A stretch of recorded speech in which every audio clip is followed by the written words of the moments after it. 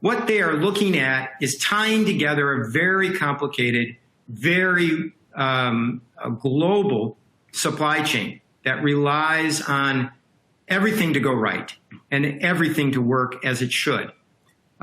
This graphic is nice because it, again, in a very simple way, it tells you a little bit about the global nature of the supply chain, taking minerals from South Africa, or Africa in general, South America, places like Australia or even Indonesia, moving into China for refining, and then sending those materials to the U.S. for cell production. So when we look at what North America's OEMs are doing to electrify, as most of you know, the production chain, the goal of cell production in the U.S. is front and center with the OEMs today.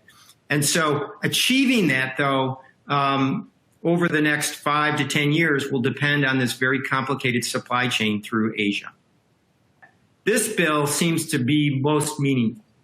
There have been over 300 bills introduced in Congress just this year that identify China as some level of a threat.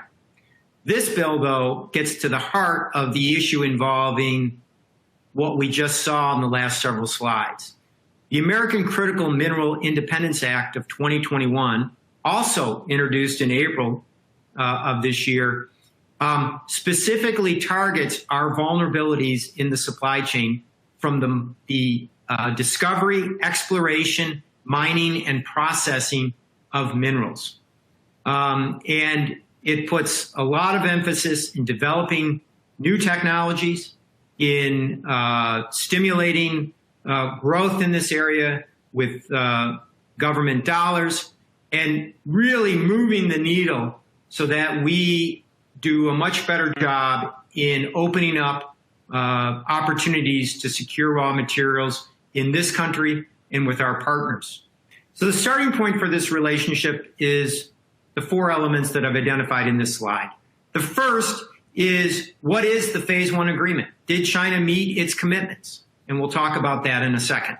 The second is to look at targeted exclusions. As you know, the auto industry has been dramatically impacted by tariffs over the last 2 years. It's affected supply chains, it's created shortages, it's caused the consumer prices to go up. It's had a dramatic impact, still is having that dramatic impact. So there is some recognition by the USTR that we need to revisit that and decide whether we need to tweak that a little bit.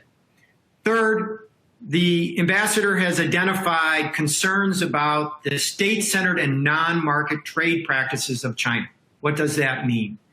What that really is it's an indication that this administration is going to deal head-on with the fact that China's economic system is largely based on a state-owned enterprise, a heavily government-controlled influence over economics domestically and having foreign implications. This administration intends to deal with that in these discussions. They point out, Ambassador Tai pointed out, and this is true, that discussion was not dealt with in the Phase 1 agreement. So I look to that to be a potential problem and a wedge between China and the U.S. as we move forward.